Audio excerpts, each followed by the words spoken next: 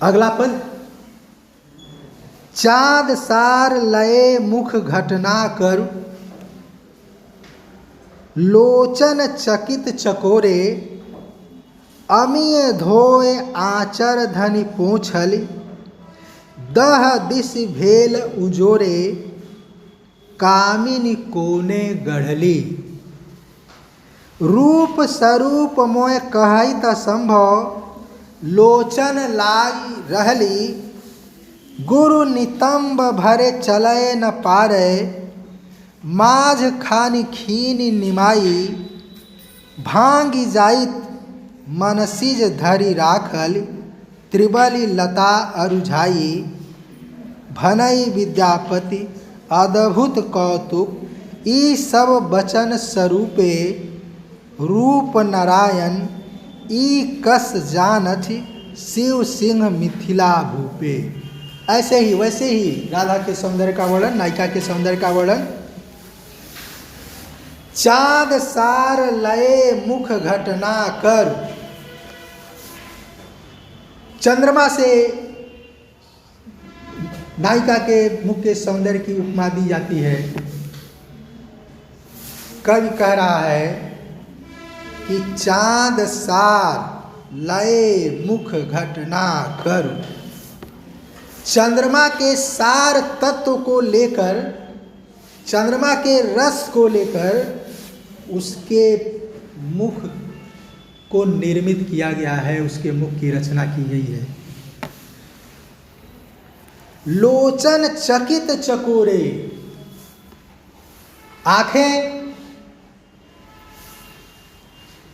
आश्चर्यचकित चकोर पक्षी की तरह से। इसका यह भी अर्थ हो सकता है कि उस सौंदर्य को देखकर आंखें बराबर चकोर पक्षी की तरह से चकित होकर उसको देखती रहती है। अमीय धोए आचर धनि पोछल, दहदिसि भेल उजोरे।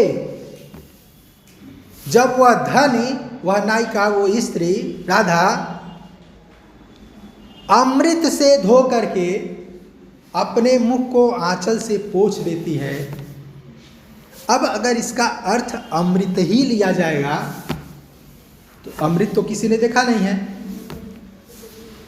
जल को भी अमृत कहा जाता है, तो अमृत जैसे जल से या जल से अपना मुख धो करके नायिका जब आंचल से मुख पोंछ लेती है, दहदिसि भेल उजोरे, तो दसों दिशाओं में उजाला हो जाता है, दसों दिशाएं प्रकाशित हो जाती हैं। बहुत पहले एक बहुत चर्चित गीत फिल्माया गया था, किसी फिल्म में था, जिसमें तरह तरह की पत्नियों की महिमा का बखान किया गया था। उसमें एक पंक्ति ये आती थी कि जिसकी बीवी गोरी उसका भी बड़ा नाम है, और कमरे में बिठा दो बिजली का क्या काम है। देखो ये तो मैंने 10-15 साल पुरानी बात होगी या 20 साल पुरानी बात होगी।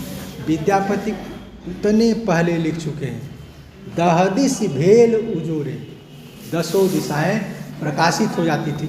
इसी को अतिशयोक्ति अलंकार कहते हैं, जिसमें सौंदर्य, उसकी आभा, उसके चेहरे की चमक का बढ़ा चढ़ा करके वर्णन किया गया है। कामिनी कोने गढ़ली, किसने ऐसी नायिका को गढ़ा है, रचा है, बनाया है। रूप स्वरूप मैं कहत असंभव, लोचन लागी रहली, उस सौंदर्य के, उसके स्वरूप को मेरे लिए कहना असंभव है। लोचन लागी रहली, आंखें उसमें लगी ही रह जाती हैं।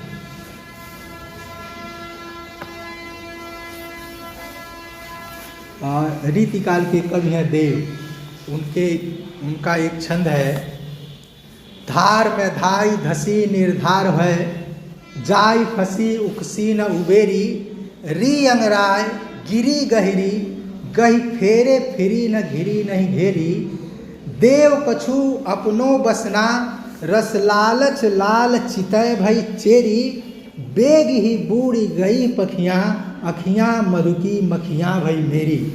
मैंने ऐसा सौंदर्य है कि आंखें उसी तरह से उस सौंदर्य में, उस मुख में लगी रह जाती हैं जैसे कोई मधुमक्खी जा कर के छत्ते से चिपक जा रही है। यहाँ विद्यापति कह रहे हैं लोचन लागी रहली, आंखें बराबर उसी में लगी रहती हैं, बराबर उसको देखना चाहती हैं, उसके चेहरे से आंखें हटती नहीं।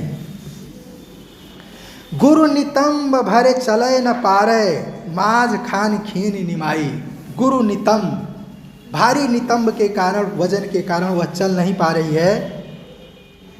माज खान खीन निमाई, और उसका जो मध्य भाग है अर्थात जो कमर है वह क्षीणता की खान ही है। क्षीणता के खान के रूप में उसकी कमर निर्मित है, अर्थात अत्यंत पतली कमर है। भांग जाइत मनसीज धरि राखल, भांग जाइत भंग हो जाती, कमर पतली है तो कमर टूट जाती पतली होने के कारण और भार की वजह से। इसलिए कामदेव ने उस कमर की, पतली कमर की रक्षा के लिए उसको त्रिबली में उलझा दिया है, लपेट दिया है। कमर के ऊपर 3 रेखाएं 3 तरफ जाती हैं, उसको त्रिबली कहते हैं। कवि कहता है कि त्रिबली रूपी लता में कामदेव ने उसको उलझा रखा है, इससे वो टूटने से कमर बच जाती है।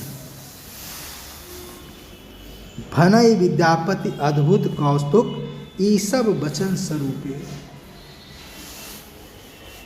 अपने वचन में, अपनी वाणी से मैंने जो कुछ कहा, यह वो दूती कृष्ण से या नायक से कहती है कि यह सब उसका जो सौंदर्य है वो अद्भुत कौतुक की तरह से है, एक रहस्य की तरह से, चमत्कार की तरह से है।